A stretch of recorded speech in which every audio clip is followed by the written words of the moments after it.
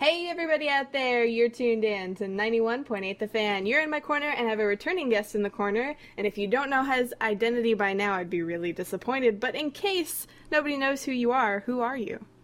My name is Raymond Lenzer. I'm the con chair of Kamicon in Birmingham, Alabama, and my con in Mississippi. I feel like I got rigged. I thought you were Tom from MySpace. I know. Or Facebook, or one of them. My Skype little picture is Tom from MySpace. Whatever happened to that guy? He sold MySpace for a lot of money and decided that was good. He really just lives in a trailer somewhere because he spent all of his money. I'm sorry, that's what people do when they get a lot of money. That's all I'm hearing about lately because the Powerball? Yeah, Powerball. Yeah, because actually it's really funny here in Nevada. It's illegal to do a lottery. They don't allow it, so you actually have to go out of state to do it. Same with Alabama, actually. Oh, really? That's so funny. Drop the line.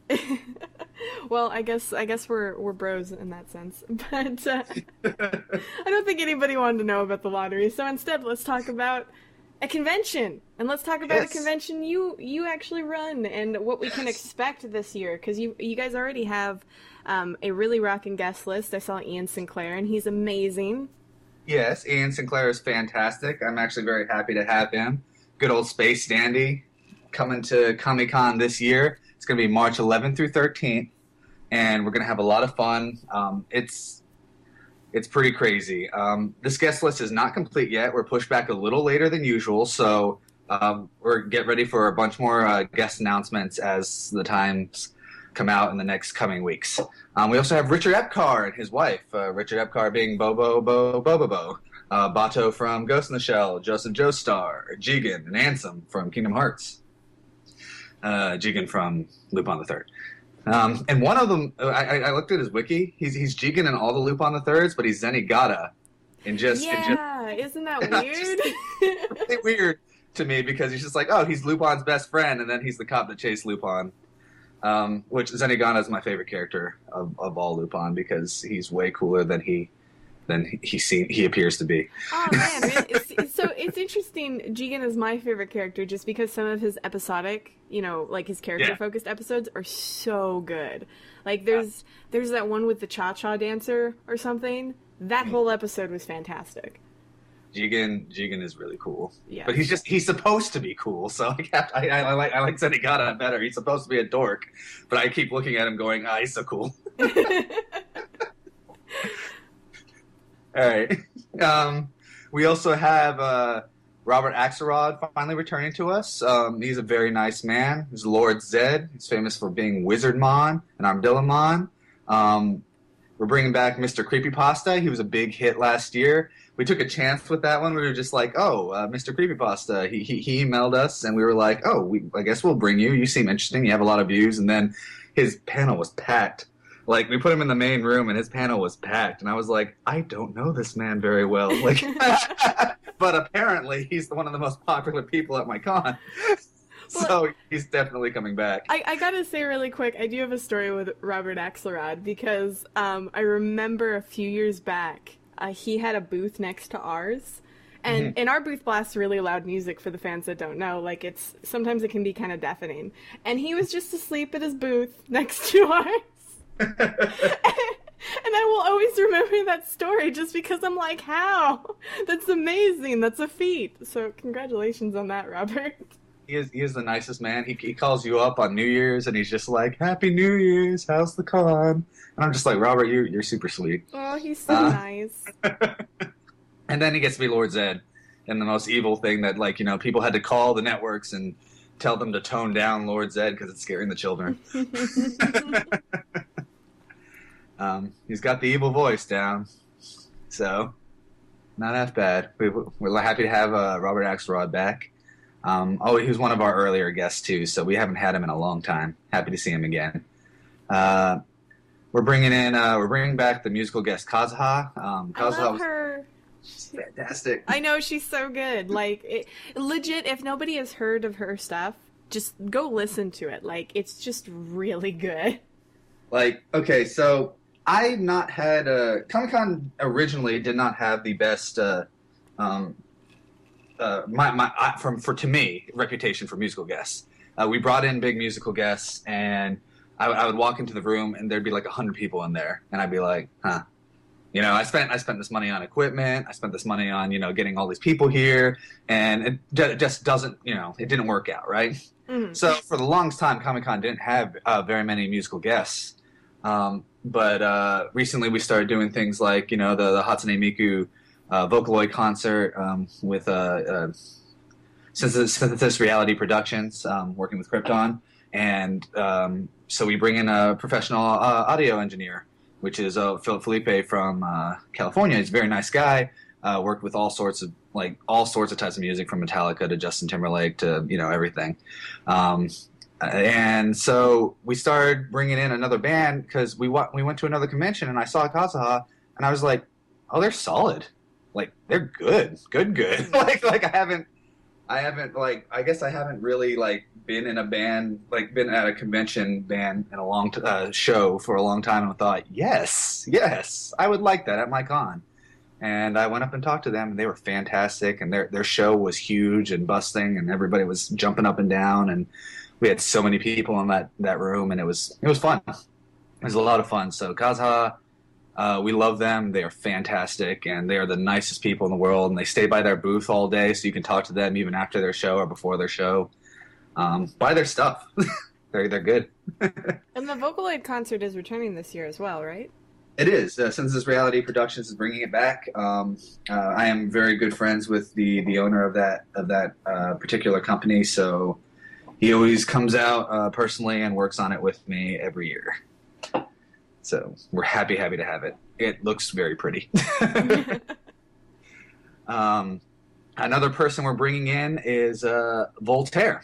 Have not brought Voltaire to my convention before, but I have seen him many times at other conventions. If you guys ever saw the old cartoon show, The Grim Adventures of Billy and Mandy, there's an episode where an alien monster lands, and he's a brain monster. He wants to eat everyone's brains. And so he just sings a song for the whole episode, just brains, it's all right. I'll eat them all till they're zombified. And if you think that it's deranged, well, they won't have a thought if they don't have a brain.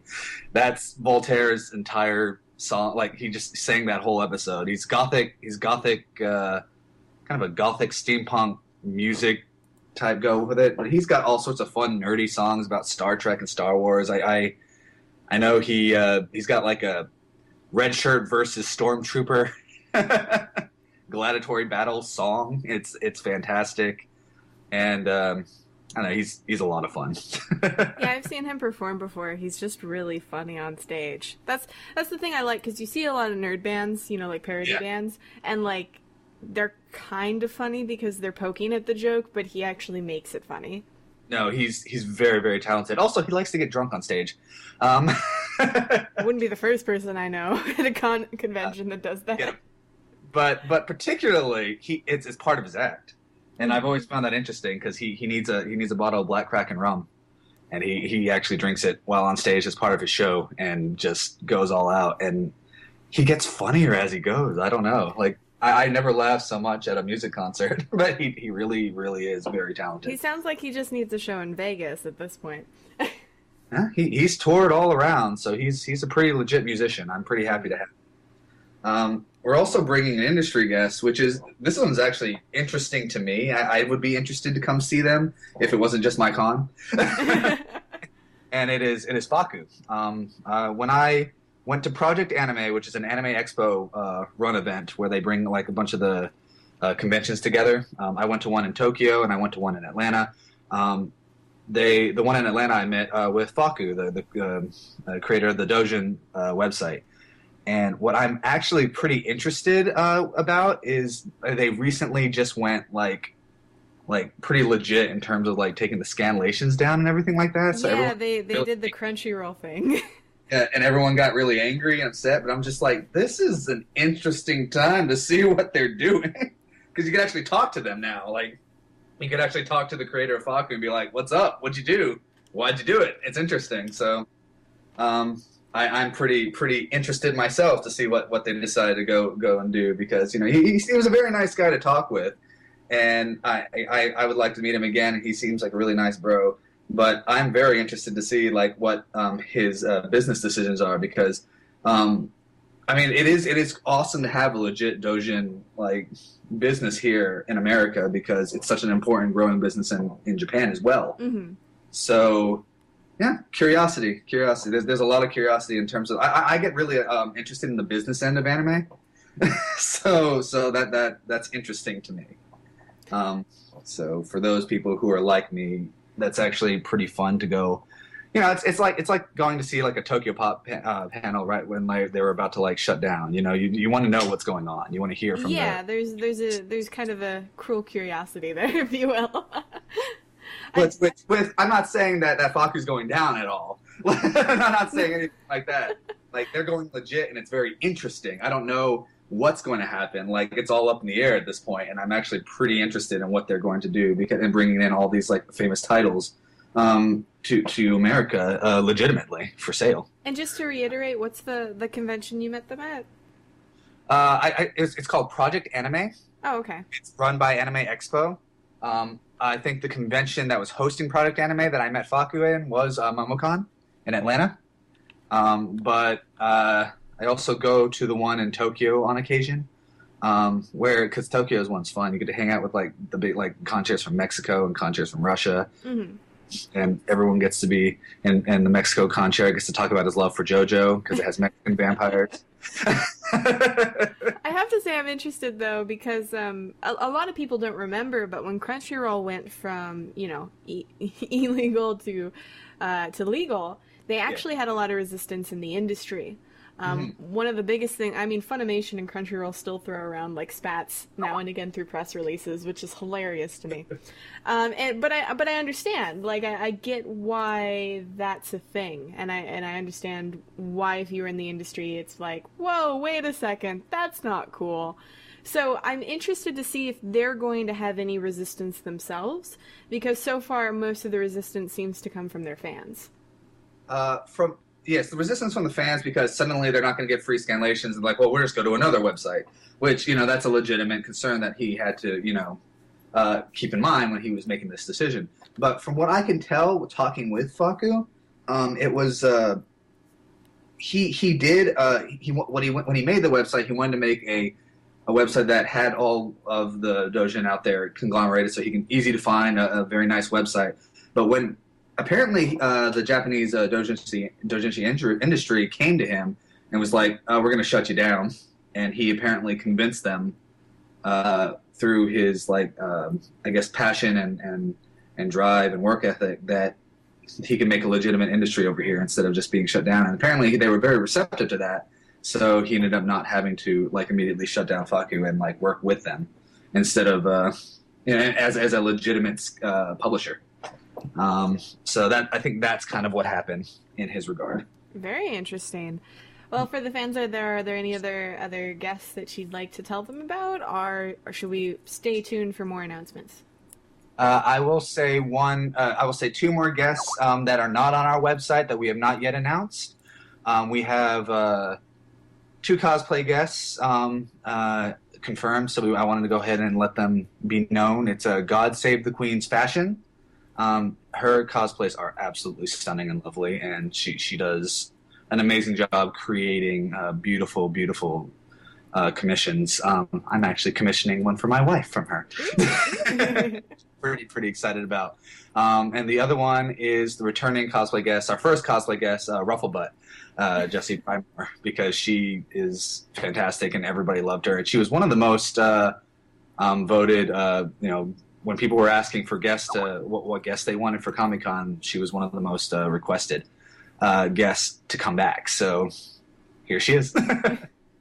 I can't get over her name, though. I've heard it before, but every time I just giggle. The waffle boy, it's so fluffy, I'm going to die. Ruffle. But no, that's awesome. Thanks so much for letting us know about that. And obviously we'll keep up to date with the website. I know the story this year is really intriguing because the cool thing about Comic-Con is they have a story every year. And it's yeah. If you want to explain that to the fans, feel free. We have our attendees be involved in a storyline, and there's always not always a win or lose or left or right direction that I usually let them go. Sometimes I give them multiple choices. But basically, they control the outcome. They control the marketing almost a little bit about for the con, based on, like, I think definitely one year we had them choose our magical mascot animal character, and stuff like that. This year is going to be pretty interesting because last year the con goers lost for the first time ever. They lost, and I really was pretty happy about that because they never lose. they were always really, really good. But the idea was this year our very first con girl, Shio, her existence or whatever was on the line, and they had to try to save her, and they failed. So at the end of last year, we said, "Uh-oh, Shio's disappearing into nothing. She's gone now." And they were like, "What?" I'm like, "She's gone." And that's going to go to this year where they will. I mean, we're a con. We're not a drama. We're not going to kill off our con forever. Do like a murder mystery. There's something here like the CSI experience. Just lock people in a room and try and figure out who murdered. But yeah, no. If you have to go on break, I will go ahead and tell about the story and the game and everything. Explain it all when we come back, if that's okay. Yeah, no, that'd be perfect. I love it. My guest is doing my job for me. Cliffhangers. But yeah, stay tuned. We're going to be right back. Keep it tuned to your favorite station where we play everything you want and nothing you don't. Wow, this is my kind of job. Can't beat that. They're all sleeping. Sleeping? What are you talking about, Serena? See for yourself. It's the Negaverse. Watch out behind you! Tired of listening to radio stations that are run by the Negaverse? Don't fret, 91.8 The Fan guarantees that we're 100% Negaverse free. With our magical girl seal of approval, we promise to ward off demons, villains, tentacle monsters, energy zappers, pure heart smugglers, dream mirror removers, and starseed stealers. Not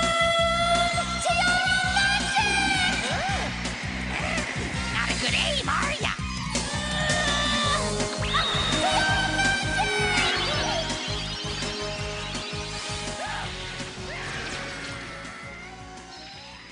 This is Dino Andrade, the voice of the Scarecrow from Batman Arkham Asylum. And you're tuned in to 91.8 The Fan. Hey everybody out there, you're tuned in to 91.8 The Fan. My special guest is still here. We just got sidetracked talking about ballet and breathing control and a bunch of other random subjects that you'll never know why. That's the fun part. You'll never know. I like to taunt them. I have to have fun with my audience. Okay. But for the fans out there, we were talking a little bit about, the story portion of Kamicon, and you want to explain a little bit about that to the fans. Okay, yes, and Season 7, things didn't go all too well. Kosho failed to save Shio's heart. Shio faded away into nothingness. She seems to have faded away from this reality altogether. But in terms of this game we got going on, Shio's still active on her Twitter accounts, Facebook accounts, and everything like that. But she doesn't seem to be Shio. People don't seem to recognize her from the con staff. The con staff doesn't seem to understand who Shio is. And Shio herself seems to think of herself as a con goer. Very, very, very spunky, Kamicon's biggest fan situation with her. So is she going to, because I know you guys have mascots, so is she going to walk around during the con like an attendee? Yes. She's going to be an attendee the whole time. She's going to be like the attendee that runs up on stage and gets escorted off by security. Why haven't you banned her yet? Whatever. She paid for a badge. She's okay. She's okay. She's not causing anyone real harm. She's pretty entertaining. It's okay. But she'll be running around having that kind of fun. Well, so basically what we have going on is there seems to be an anomaly in our little reality. People can't seem to remember Shio. People can't seem to know what's going wrong, but they know something is wrong, so they want to fix it. So they're going to jumpstart our reality a little bit. They're going to bring in some special anime guests to help us jumpstart our reality. And what's going to happen is we're going to separate into 4, just like we did with the choosing our mascots. We're going to separate into 4, worlds or themes for Kamicon in terms of how we're going to rebrand our logo. So what we did was we looked around and saw how other cons had their logos. Our logo is really old. It's our logo that we had when we were in college, and it was the first thing we ever made, and it's still kind of like, it's a college con logo. So it's like, it's time for rebranding. As we looked around at other cons, we saw that their logos were either very Japanese-inspired, very sci-fi looking, very cool looking, or very cutesy looking. And I said, this is what we're going to do, we're going to have representatives from each anime world try to convince the con goers to vote, essentially, or send their spirit towards any of these 4 types. And they're going to be choosing our logos for the future of Kamicon. Whether it's going to be a very cool looking, a very extreme looking, a very cutesy looking, or a very Japanese stylized logo for the future years. And the way we're going to do this is very similar to how we did with choosing the animal mascots. We give all our con goers a pedometer. And based on how active they are during the con, they could turn in their pedometer points towards one of the 4 logo designs.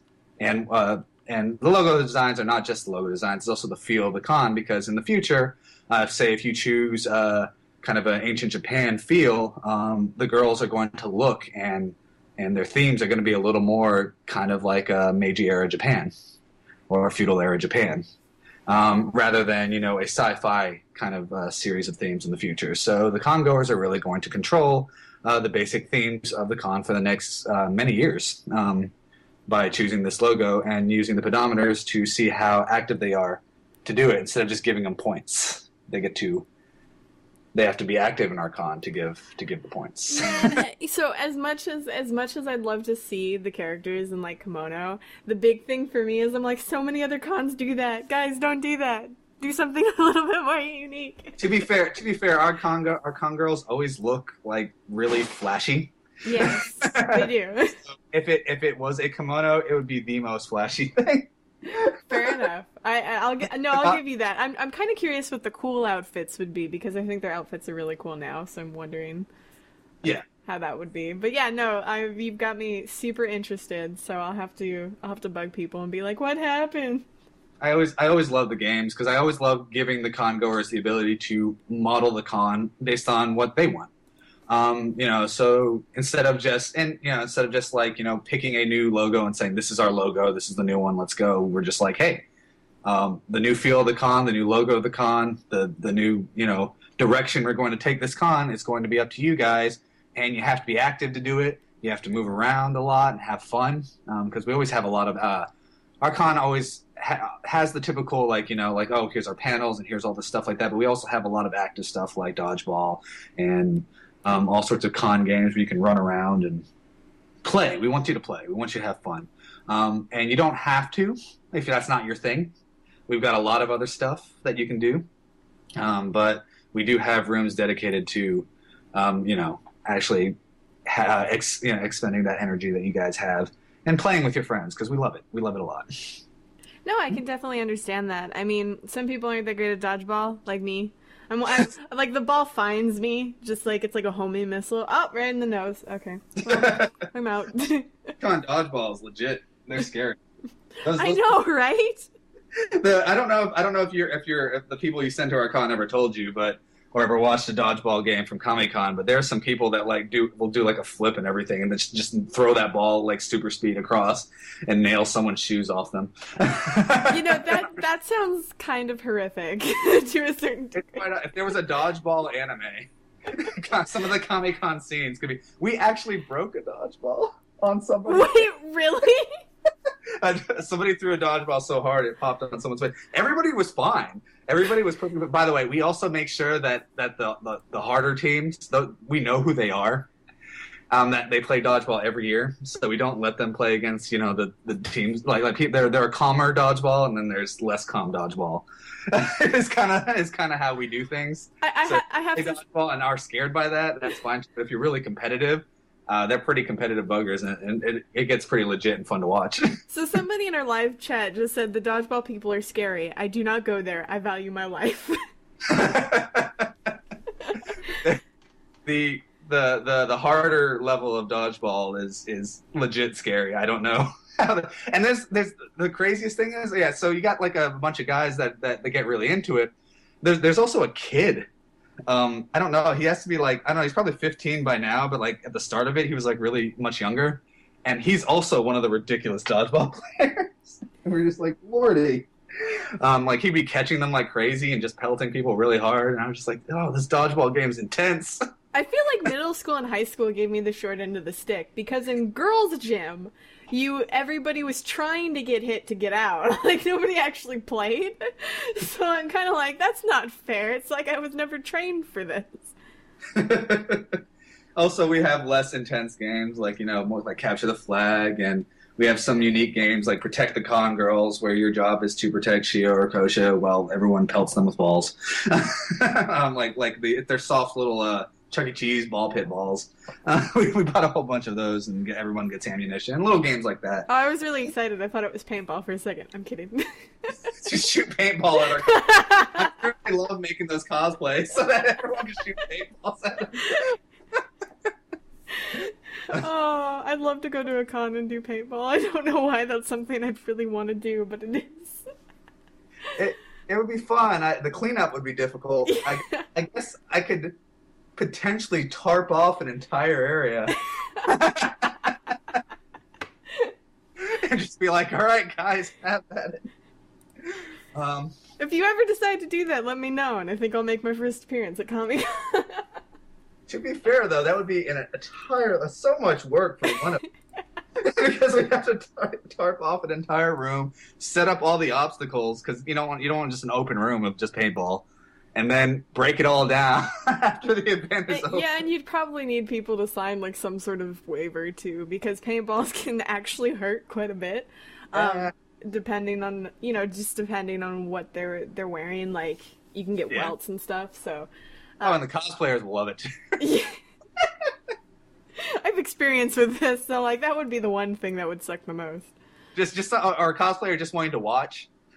It's still a stray paintball. Oh, the poor thing. Explodes right next to them. No. Oh wow, that was a great imagery. I think I was excited. I'm excited. We've gone so many places with this interview. We've gone to guests. We've gone to events. We've gone to paintballs exploding. We got to ballet, but they don't know about that. Yeah, that's true. Yeah, so we've gone to a lot of different places. So for the fans out there, is there anywhere where they can keep up to date on announcements and things like that? We have our main website, which is Kamicon.net. Most major announcements will appear on Kamicon.net. And we also have our Kamicon Facebook group, which is one of the better ways to keep in contact with us as well. Shio and Kosho also have their own Facebook pages. They're Shio Kamicon and Kosho Kamicon, Kamicon being their last name. But yeah, those are great ways to get in contact with us. Shio and Kosho more along the lines of they're being dorks online, which is their whole shtick. But it's Kami -Con, or I guess I'll send you a thing so you can give to your fans. It's like official Kamicon, but I think it's Kami-Con. It's a community profile, and people seem to have a lot of fun looking at all our announcements and stuff like that, which we will have a lot more announcements in the next coming weeks. So this is going to be a fun time to start watching us. Also, another new thing we're doing this year. So we always try to do something slightly new-ish. And even though we're doing the big pedometer game, which was a lot of fun, we did that kind of season 4, it's one of everyone's favorite games for Kamicon, but we didn't want to bring it in every year. We have to mix and mash it. Mm-hmm. But this year we will have a Smash Brothers tournament, which we always have. We happily got the biggest Smash Brothers tournament of the state last year without trying. It just happened. We had the biggest pot, and we wanted to push that limit even further a little bit, and put, say, the finals or semifinals on a large, big screen where everyone can watch, instead of just be in the game room where, like, oh, it's the tournament, yay, the tournament's over. I could actually make the finals and the semifinals a big event where people can come in and watch the ending of the tournament with MCs, you know, taking a play from some of the big gaming convention books, and just like, come on, let's you know, support all these finalists and like get the crowd going and cheering for them and stuff like that. I think that'd be a lot of fun for a lot of the Smash competitors, and think about doing the same. This is our first League of Legends tournament. We're going to try to do something similar for them as well. Awesome. Yep. So that, I think, it'd be pretty neat. I know a lot of gaming conventions have that, where they have, like, you know, this where you treat like a video game fight tournament or a video game tournament more like a boxing match than you do a video game tournament. You know, they come walking in, and people get all like hyped up for them, and they play the games, and it's on this big screen where everyone can watch and cheer and shout like it's a big boxing match. So that's, you know, that's what we're going to try to go for, and I think that's going to be a fun event that we have not had at Kamicon yet. That'll be cool to see. And one thing I also want to mention too, just because I feel like the fans will like this, for the mascots, they have their own fan art page, and I believe anybody can submit fan art. Oh yes. So with the girls, Shio and Kosho, Kamicon is very open about their use, copyright wise. Feel free to draw Shio and Kosho in any of your artwork. We don't care, as long as you don't claim them to be yours. We prefer if you can credit Kamicon for it, but we are okay with artists even selling Shio and Kosho merchandise at our convention if they wanted to, because we are pretty open in terms of getting Shio and Kosho's faces out there. We love them. We love them out there, and we love the fan community. And I personally believe that, you know, I like having the copyright being a little more free for our purposes. I understand if you're a big company and you're like, you know, Disney or something like that, you want to keep it up under lock and key, especially anyone selling, you know, artwork. But for us, which, yes, by all means, like, draw fan art of Shio and Kosho, submit it, and we'll post it. We're always happy to get it, and we're always happy to have more art or more anything of our characters, because they're a lot of fun, and we have a lot of fun with them. Awesome. Well, I think that covers most of everything about Kamicon, unless there's something else that you can think of. Something else that I could think of. Bring your Pokemon teams, best Pokemon teams for our Pokemon Center stuff. Trying to think of anything. AMV contests, cosplay contests. God Save the Queen Fashion and Rufflebutt will be two of the judges for our cosplay contest, so you're going to have some pretty legit judges for that one. We have the rave. Our rave is always ridiculously huge every year. DJ Madcraft, the guy from last year's rave, will be back. And everybody, like, it was just this huge room filled with people jumping around. Everyone had a great time. Happy to see it again. The rave is 16 plus, however. We do worry about the youngins getting trampled because there's a lot of crazy dancing going on. But other than that, we got a good show coming for you, and a lot of new announcements coming up within the next coming weeks. Well, we're super excited for the show, and thank you so much for taking time out of your day to talk to us about the show and to tell the listeners about it. More than happy. Oh wait, I forgot we have a major guest that I have not announced yet. It's not on any of our websites yet. 91.8 The Fan. I don't know if you've heard of them. They're going to have some representatives and panels at Kamicon. So yeah, major guests coming out. Well, we're excited about that. Kamicon has always been a very amazing convention to attend, and you guys have always treated my guys super well, because I have horror stories where I've sent my guys out to conventions and they're like, we didn't have a hotel room, we had to buy our own. I was like, wait, what? You didn't tell me that. or something like that. So I've never had a horror story or anything. It's always been positive feedback for any of my guys. So thank you very much for letting us attend again. Thank you very much for having me. And for any of the fans out there that missed any of this interview, don't fret, you can find it on the website within the next few days. So keep your eyes peeled to 918thefan.com and your ears tuned to 91.8 The Fan, where we play everything you want and nothing you don't.